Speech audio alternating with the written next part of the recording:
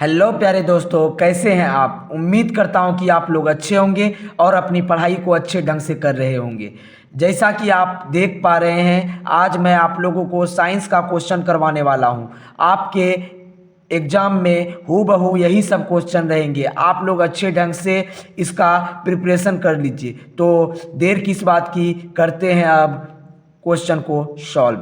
देखिए पहला क्वेश्चन क्या है। फोकस दूरी अगर 20 सेंटीमीटर है तो अवतल दर्पण की वक्रता त्रिज्या क्या होगी। हम ए नोमरिकल है, क्या है ये, नोमरिकल क्वेश्चन है। क्या है ये, नोमरिकल क्वेश्चन है। अगर फोकस दूरी दिया है 20 सेंटीमीटर और बोल क्या रहा है, त्रिज्या निकालने, क्या बोल रहा है, वक्रता त्रिज्या निकालने। तो हम बताए हैं कि आर बराबर क्या होता है, 2 अप। क्या होता है, 2 अप। आर बराबर 2 अप होता है। वक्रता त्रिज्या बराबर हो जाएगा 2 गुना 20 बराबर 40 सेंटीमीटर। क्या हो जाएगा, 40 सेंटीमीटर। तो यहाँ पे क्या, ऑप्शन नंबर सी सही होगा।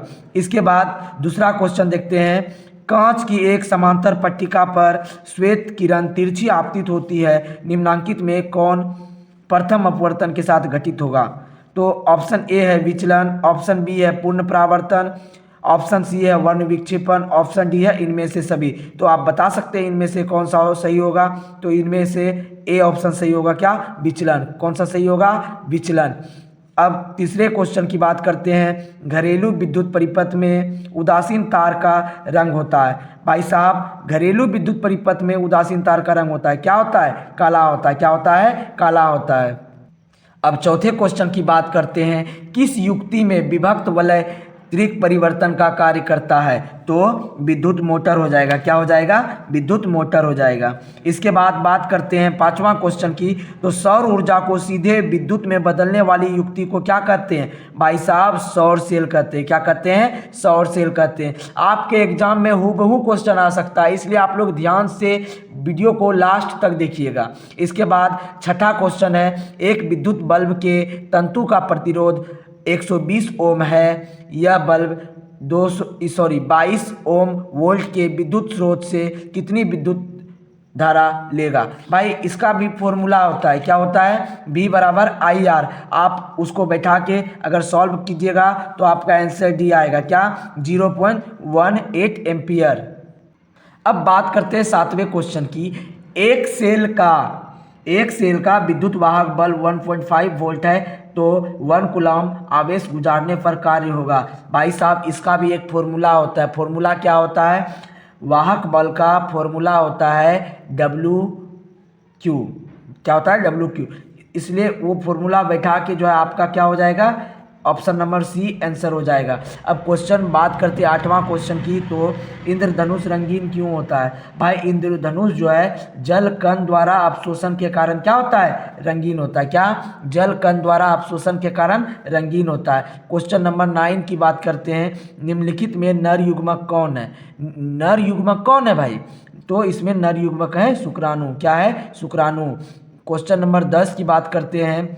परजीवी पौधा का एक उदाहरण है, क्या। ऑप्शन नंबर ए गोबर छत्ता, option number B bryophyllum, option number C अमरबेल, ऑप्शन नंबर डी चीड़। तो इसमें क्या हो जाएगा, अमरबेल। अमरबेल जो है एक परजीवी पौधा है। अब अब क्वेश्चन नंबर जो है 11 देखते हैं। 11 क्वेश्चन में क्या है कि द्विखंडन पाया जाता है। भाई साहब, द्विखंडन जो है जीवाणु में पाया जाता है। किस में पाया जाता है, जीवाणु में। क्वेश्चन नंबर 12, अग्नाशय से कौन सा हार्मोन स्रावित होता है। तो अग्नाशय से कौन सा हार्मोन स्रावित होता है, इंसुलिन। कौन सा हार्मोन स्रावित होता है, इंसुलिन। क्वेश्चन नंबर 13 की बात करते हैं। निम्नलिखित में से कौन रक्त का थक्का जमने के लिए उत्तरदायी है। रक्त का थक्का जमने के लिए जो है उत्तरदायी कौन है, प्लेटलेट्स या रक्त बिंबाणु। क्या, रक्त बिंबाणु। अब क्वेश्चन नंबर 14 की बात करते हैं। सजीव जीवधारियों द्वारा किस प्रकार की नाइट्रोजनी पदार्थ का उत्सर्जन होता है। तो ऑप्शन नंबर ए है यूरिया, ऑप्शन नंबर बी है अमोनिया, ऑप्शन नंबर सी है यूरिक अम्ल, ऑप्शन नंबर डी है इनमें से सभी। भाई साहब, ये तीनों जो है नाइट्रोजनी पदार्थ का उत्सर्जन करता है, तो हो जाएगा इनमें से सभी। अब बात करते हैं क्या, क्वेश्चन नंबर 15 की। तो इसमें क्या है, किशोरावस्था में होने वाले शारीरिक परिवर्तन का कारण है। भाई साहब, किशोरावस्था में होने वाले शारीरिक परिवर्तन का उदाहरण है testosterone, thyroxine, oestrogen. D number में है ए और सी दोनों। तो टेस्टोस्टेरोन भी है, थायरॉक्सिन भी है, तो क्या हो जाएगा, ए और सी दोनों, option number D. Question number 16, शरीर का संतुलन बनाए रखता है कौन? सेरिबेलम। सेरिबेलम जो है शरीर का संतुलन बनाए रखता है। वायु का निरपेक्ष अपवर्तनांक वास्तव में होता है तो 1 से अधिक। वायु का निरपेक्ष अपवर्तनांक वास्तव में होता है 1 से अधिक। देखिए क्वेश्चन नंबर 18, आँख, नाक, कान, गला के चिकित्सा द्वारा उपयोग में लाए जाने वाला दर्पण है क्या? अवतल दर्पण। क्या है? अवतल दर्पण। अब बात कर लेते हैं क्वेश्चन नंबर 19 की। तो वेल्डिंग में किस गैस का उपयोग होता है? वेल्डिंग में जो है एथाइन का उपयोग होता है। किसका होता है? एथाइन का उपयोग होता है। तो क्वेश्चन नंबर अब 20 की बात करते हैं।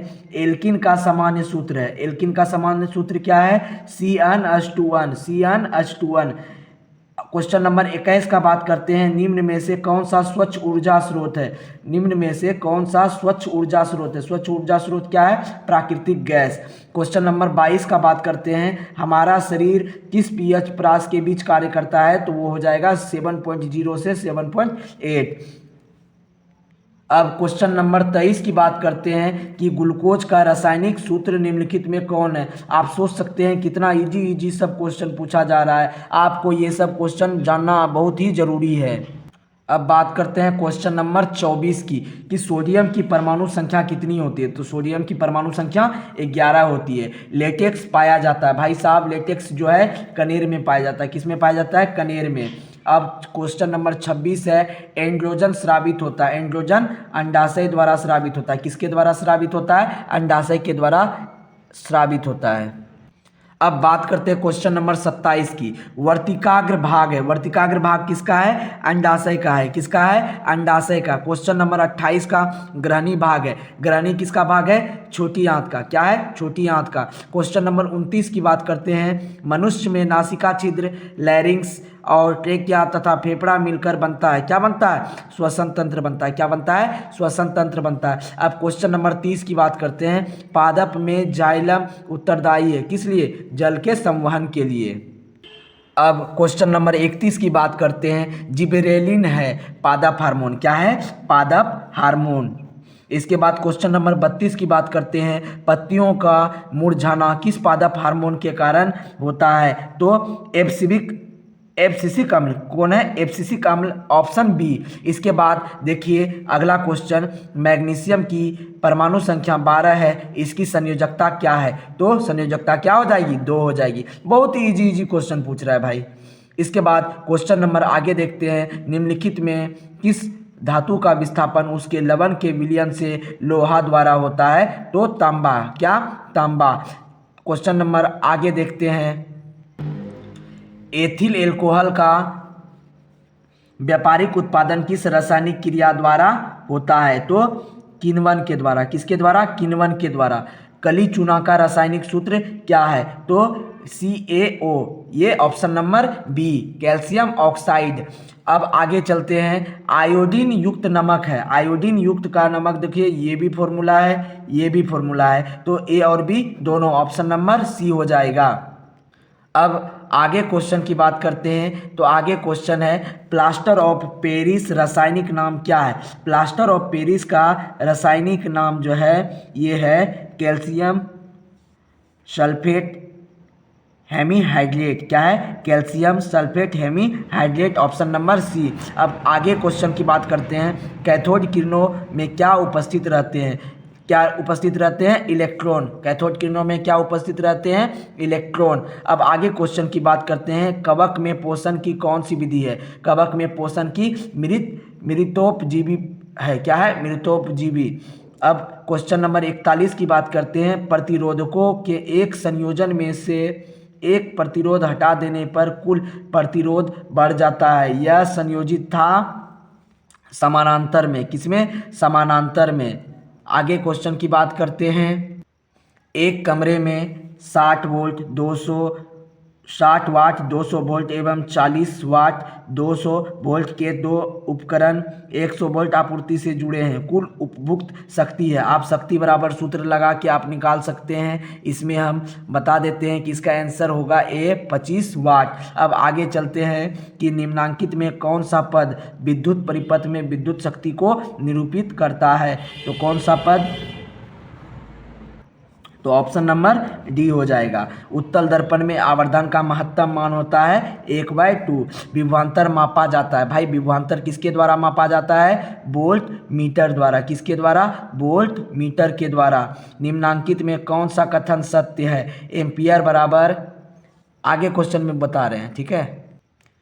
निम्नांकित में कौन सा कथन सत्य है कि वोल्ट बराबर एम्पियर भागा ओम, वोल्ट बराबर ओम भागा एम्पियर, एम्पियर बराबर वोल्ट भागा ओम, एम्पियर बराबर ओम भागा वोल्ट। तो ऑप्शन नंबर सी हो जाएगा, एम्पियर बराबर वोल्ट भागा ओम। अब क्वेश्चन नंबर आगे की बात करते हैं। निम्नलिखित पदार्थों में चालक है, तो निम्नलिखित पदार्थों में चालक कौन है? तो एल्युमिनियम है। क्या है? एल्युमिनियम। अब आगे क्वेश्चन की बात करते हैं। नाभिकीय ऊर्जा प्राप्त करने के लिए निम्नलिखित में कौन आवश्यक है? नाभिकीय ऊर्जा प्राप्त करने के लिए कौन आवश्यक है? तो यूरेनियम है। क्या है? यूरेनियम। अब आगे क्वेश्चन की बात करते हैं। जीन शब्द किसने प्रस्तुत किया? तो बच्चा बच्चा जानता है जीन शब्द किसने प्रस्तुत किया? जोहानसन ने। किसने किया? जोहानसन ने। क्वेश्चन नंबर 50 है। निम्नलिखित में किसमें द्विविखंडन नहीं होता है? तो ये अमीबा में जो है द्विविखंडन नहीं होता है। अब क्वेश्चन आगे की बात करते हैं कि पराग कण निम्न में से किसके अंदर बनते हैं? भाई साहब पराग कण जो है किसके अंदर बनते हैं? परागकोश के अंदर। किसके अंदर बनते हैं? परागकोश के अंदर। रुधिर चाप नियंत्रित होता है, रुधिर चाप जो है नियंत्रित होता है किसके द्वारा? एड्रीनल द्वारा। किसके द्वारा? एड्रीनल द्वारा। क्वेश्चन नंबर 53, कौन सी बीमारी श्वसन तंत्र से संबंधित है? तो इसमें निमोनिया जो है श्वसन तंत्र से संबंधित बीमारी है। क्वेश्चन नंबर 54 की बात करते हैं। रक्त में शर्करा का स्तर नियंत्रित करता है, कौन करता है? इंसुलिन। कौन करता है? इंसुलिन। अब क्वेश्चन नंबर आगे की बात करते हैं। मानव शरीर में सबसे लंबी कोशिका कौन सी है? तो वो भाई हो जाएगा तंत्रिका कोशिका। क्या हो जाएगा? तंत्रिका कोशिका। अब अगले क्वेश्चन की बात करते हैं कि मुख गुहा में आहार का कौन सा भाग का पाचन होता है? तो किसका होता है? कार्बोहाइड्रेट का होता है। किसका होता है? कार्बोहाइड्रेट का होता है। खड़िया का रासायनिक सूत्र है, खड़िया का रासायनिक सूत्र क्या होगा? Calcium carbonate. क्या होगा? Option number C, calcium carbonate. अगले क्वेश्चन की बात करते हैं। निम्नांकित में से कौन सी धातु सर्वाधिक तन्य होती है? लोहा। क्या? लोहा।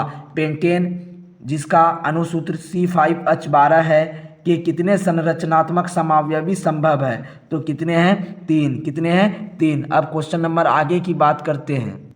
अब क्वेश्चन नंबर 60 है कि अभिक्रियाशील समूह जो है को कहते हैं, इसको क्या कहते हैं? कार्बोनिल समूह कहते हैं। क्या कहते हैं? कार्बोनिल समूह कहते हैं। क्वेश्चन नंबर आगे देखते हैं। कोई धातु ऑक्सीजन के साथ अभिक्रिया कर उच्च गलनांक वाला यौगिक बनाता है। यह यौगिक जल में विलय है। यह तत्व निम्नांकित तत्वों में कौन हो सकता है? तो कौन हो सकता है भाई?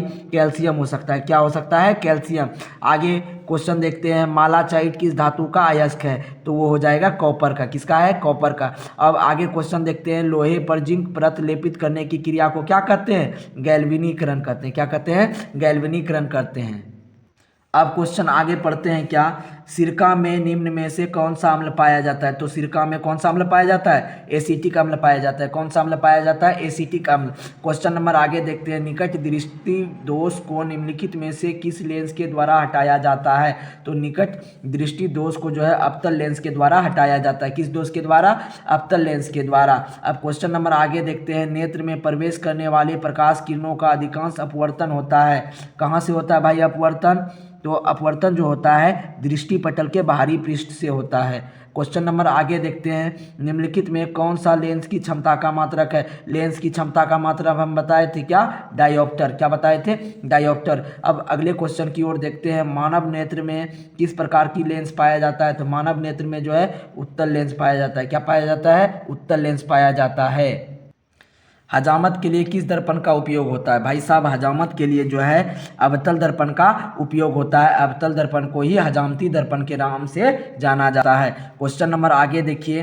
किस वस्तु का अवतल दर्पण द्वारा बना प्रतिबिंब आभासी होता है, सीधा होता है तथा वस्तु से बड़ा पाया गया है? तो वस्तु की स्थिति कहाँ होनी चाहिए? तो आप लास्ट में बनाए होंगे कि दर्पण के ध्रुव तथा मुख्य फोकस के बीच अगर वस्तु को रखते हैं तो उसका प्रतिबिंब क्या होता है? आभासी होता है, बड़ा होता है और सीधा होता है। आप क्वेश्चन नंबर आगे देखिए। प्रकाश की किरण को मोड़ने की क्षमता को क्या कहते हैं? परावर्तन कहते हैं। इसमें लिखा है लेंस की क्षमता, लेंस की समंजन क्षमता, लेंस की क्षमता का व्युत्क्रम। तो इनमें से कोई नहीं होगा। अब क्वेश्चन नंबर आगे देखते हैं। अवतल लेंस द्वारा प्राप्त प्रतिबिंब होता है। अवतल लेंस द्वारा प्राप्त प्रतिबिंब छोटा भी होता है, सीधा भी होता है, आभासी भी होता है, तो इनमें से सभी हो जाएगा। अब देखिए क्वेश्चन नंबर आगे, जिंक प्लस कॉपर सल्फेट का रिएक्शन करवाया जाता है तो क्या जिंक सल्फेट बनता है प्लस कॉपर बाहर निकलता है, तो ये हो जाएगा क्या विस्थापन अभिक्रिया। क्या होगा? विस्थापन अभिक्रिया होगा। विस्थापन अभिक्रिया वाला क्वेश्चन जो है हर साल बोर्ड एग्जाम में आता ही आता है और उम्मीद करते हैं कि हूबहू क्वेश्चन आ सकता है आपके बोर्ड के एग्जाम में। ठीक है, तो आगे क्वेश्चन है, आधुनिक आवर्त सारणी में दाई से बाई ओर जाने पर परमाणु का आकार है जो कि बढ़ता है। क्या होता है? बढ़ता है। अब अगले क्वेश्चन की ओर बात करते हैं। अब जब मैग्नीशियम फीता को जलाया जाता है तो उत्पन्न आग की लौ होती है, चमकीला होता है। क्या होता है? चमकीला होता है और उजला होता है। एथेन का आणविक सूत्र C2H6 है। इसमें है 7 सहसंयोजक बंधन। क्या है? 7 सहसंयोजक बंधन। आगे देखते हैं कि शल्य चिकित्सा में टूटी हड्डियों को जोड़ने के लिए प्रयुक्त होने वाला रासायनिक पदार्थ है। क्या है? वो है प्लास्टर ऑफ पेरिस। क्या है? Plaster of Paris. अब अगले क्वेश्चन की ओर बढ़ते हैं कि निम्नांकित में कौन सा संयोजक यौगिक है, तो कौन है? मीथेन है, CH4। अब अगले क्वेश्चन की ओर बढ़ते हैं। अमोनियम क्लोराइड का जलीय विलयन होता है। क्या होता है जी? अम्लीय होता है। क्या होता है? अम्लीय। क्वेश्चन नंबर 80 है, निम्नांकित में कौन विद्युत का सुचालक है, तो विद्युत का सुचालक कौन है? ग्रेफाइट है। क्या है? ग्रेफाइट है। उम्मीद करते हैं कि आप लोगों को ये वीडियो अच्छा लगा होगा। अगर अच्छा लगा तो आप लोग कमेंट में ज़रूर बताएं और साथ ही साथ मेरे चैनल को लाइक करें, सब्सक्राइब करें और साथ ही साथ बेल आइकन को दबाना ना भूलें। तो धन्यवाद। आप लोग का एग्ज़ाम बहुत ही जल्द है। आपको एग्ज़ाम की बहुत शुभकामनाएँ। आप लोगों का एग्ज़ाम बेहतर जाए। धन्यवाद।